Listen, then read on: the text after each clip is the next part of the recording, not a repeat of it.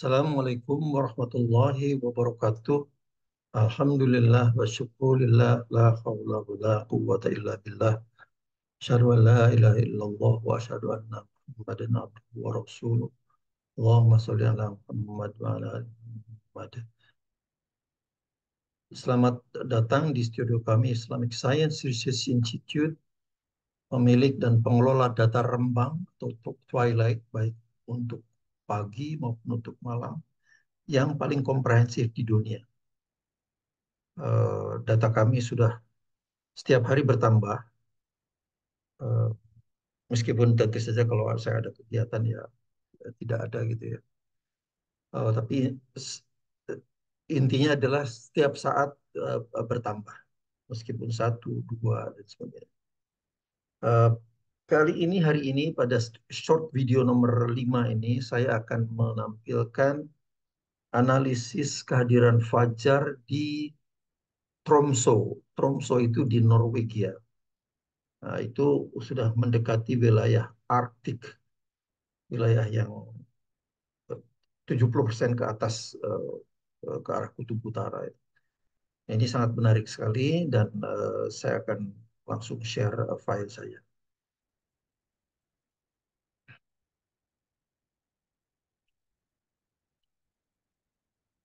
Ya. Oke, judul video ini adalah Fajar di Tromsø, Norwegia. Datanya lama, Maret tanggal 7, 2023. Eh, ini untuk short video ini memang sengaja saya pilih yang bagus-bagus gitu ya. Sumber datanya adalah Skyline Webcams. Kemudian tanggalnya 7 Maret 2023, ini mendekati Spring Equinox ya, 20 Maret. Spring Equinox-nya terjadi pada 20 Maret 2023. Nah, sehingga malam itu sudah semakin eh, apa ya, semakin pendek gitu. Makin pendek, semakin pendek ya, sehingga ya, puncaknya itu kan terjadi pada Spring Equinox ini 20 Maret 2023 ini. Original formatnya adalah video dengan resolusinya 30 frames per second. Tapi seperti biasa saya ekstrak menjadi still images setiap 20 detik resolusi temporalnya. Karena ini sudah mendekati kutub utara ya, jadi di mendekati Arktik itu perjalanan sangat lambat sekali. Jadi untuk waktu yang sama itu jumlah fotonya ada 457. Pada saat hari itu fajar astronomis secara teoritis muncul pada 3:16:23, sedangkan fajar sodik yang sesungguhnya, fajar yang sesungguhnya itu pada 4:54:56. Jadi kan jauh sekali ini. 1 jam, oh, hampir 1 jam 40-an, hampir 40 menitan kan. Jadi kalau kita menggunakan astronomical dawn ya jauh sekali, 1 jam 40 menit terlewat. Sehingga sun depression angle pada pukul 4:54:56 adalah hanya 10,3 derajat. Data processingnya seperti biasa pakai Saxon algorithm karena ini masih cukup jauh dari saat pengambilan foto dimulai, cukup jauh dari kemunculan fajar. Jadi ini masih sangat ideal sekali datanya. Proprietorinya adalah Islamic Science Research Institute. Nah, di mana Tromsø itu? Tromsø itu di sini.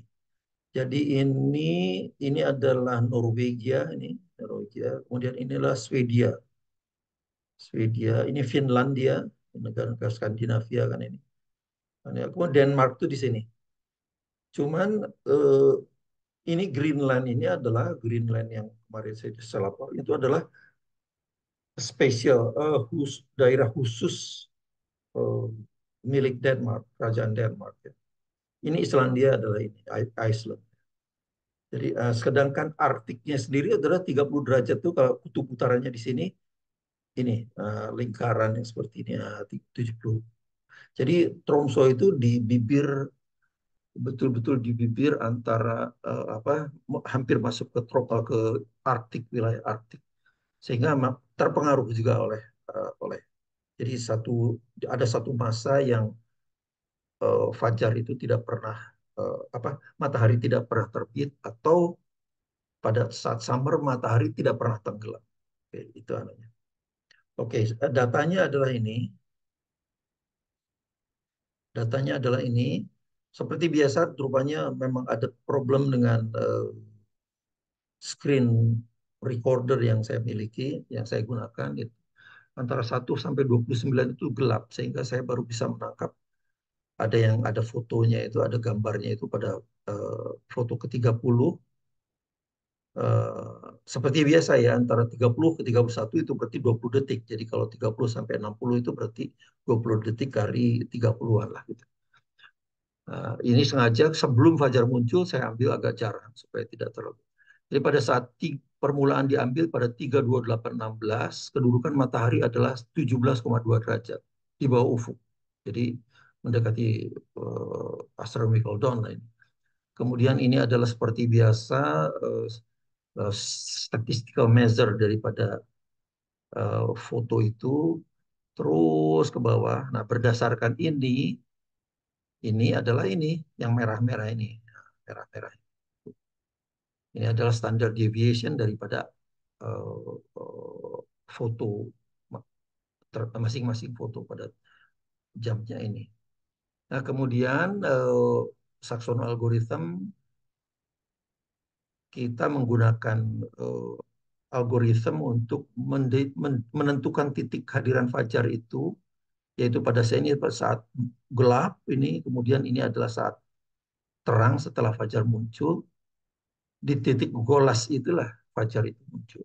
Golas itu adalah pertemuan antara eh, malam dan siang, seperti hadis Nabi juga.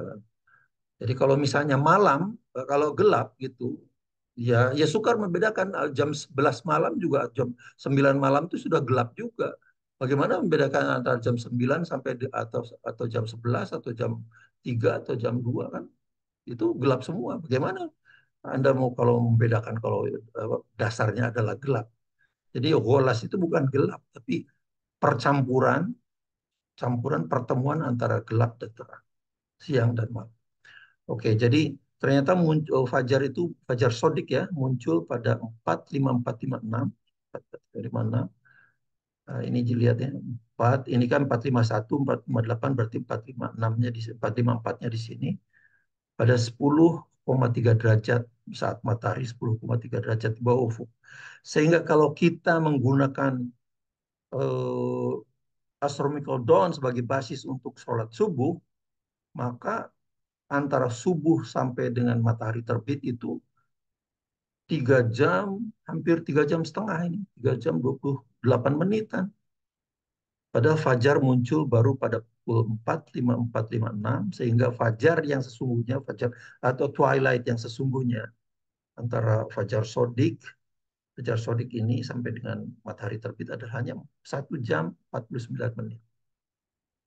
Jadi terlalu awalnya kalau kita sholat pada saat astronomical dawn di Eropa sana, di Tromso sana, terlalu awalnya 1 jam 38 menit 33 detik. Coba bayangkan itu kalau misalnya apa itu seperti itu kan.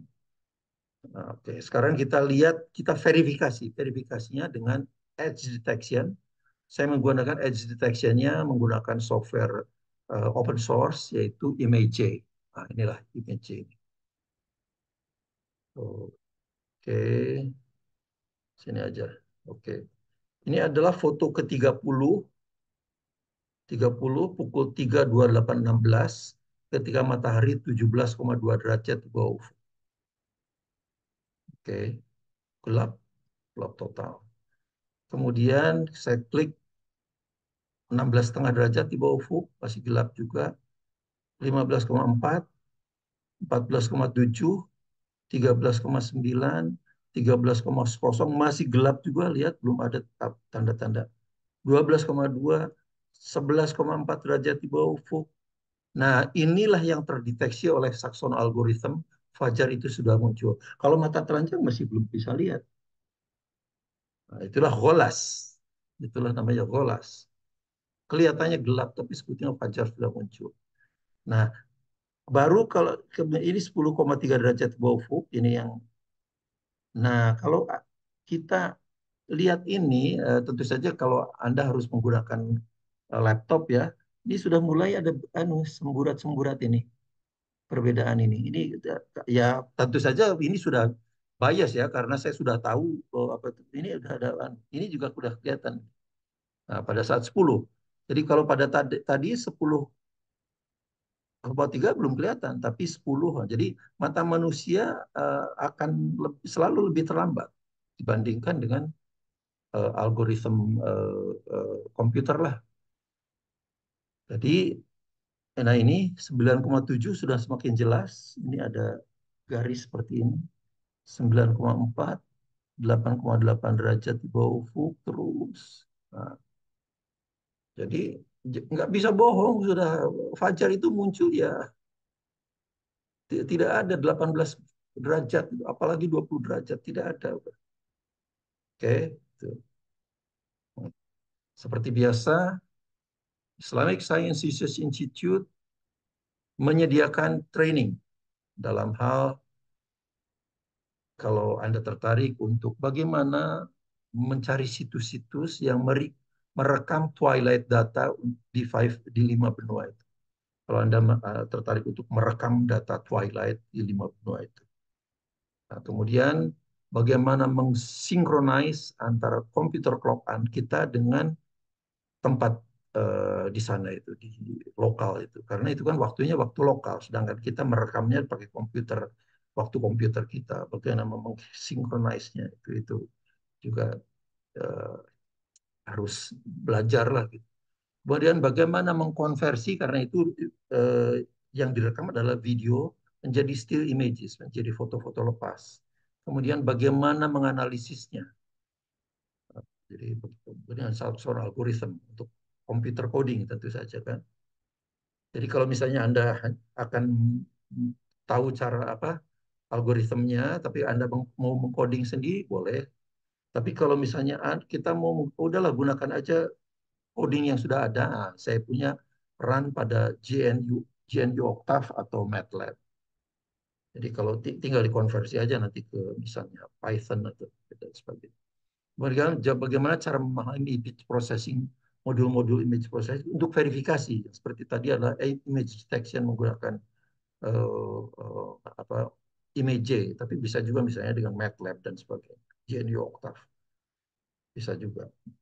Kemudian bagaimana menyediakan apa mempersiapkan presentasi PPT sehingga kelihatan smooth gitu ya. Perubahannya itu tidak. Jadi kalau misalnya kita lebih misalnya tadi kan saya setiap 20 detik. Kalau misalnya mau setiap 5 detik akan lebih halus kan. Jadi supaya kelihatan seperti seperti video gitu. Itu bisa juga tergantung Anda ke apa tergantung ketelatenan Anda lah. Kemudian bagaimana kalau Anda tertarik untuk mengcopy data yang kita miliki, video-video atau data yang sudah diproses, data Twilight yang sudah diproses, ada di arsip kita semuanya. Service yang lain juga misalnya Anda memiliki data sendiri, video, kemudian kita proseskan juga itu boleh. Demikianlah, semoga bermanfaat. Assalamualaikum warahmatullahi wabarakatuh.